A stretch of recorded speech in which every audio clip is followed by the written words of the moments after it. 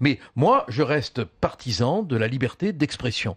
On a le droit d'y aller comme on a le droit de ne pas y aller. La prochaine fois, ça serait bien de venir aussi avec le ministre de l'Emploi, Michel Sapin, c'est ça? Ça serait bien. Vous l'avez dit, Sincèrement. c'est parfaitement le nom. Voilà ce qu'est François Hollande, c'est un social-libéral. Élégamment. Je suis un maire aphrodisiaque. Vous aviez voulu apporter un accessoire à votre présidence, vous ne l'avez pas dit. On m'a mis à disposition un scooter. Je voudrais remercier des neiges. On m'a dit qu'il y avait plein d'actrices qui dormaient dans la station. Notamment. Vous avez fumé du cannabis ou déjà? Non, jamais. Il peut m'arriver d'avoir fumé peut-être une fois, mais attention. Il n'y a plus de limite en ce qui concerne l'humoriste Dieudonné quand il s'agit d'une procédure judiciaire.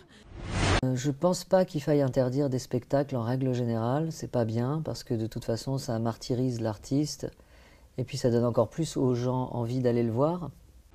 François Hollande est un récidiviste en la matière puisqu'il avait, si vous vous souvenez, en 2010, dans Gala, annoncé que Valérie Trierweiler était la femme de sa vie, ce qui à l'époque avait quand même été jugé assez peu élégant à l'endroit de la mère de ses 4 enfants, Ségolène Royal.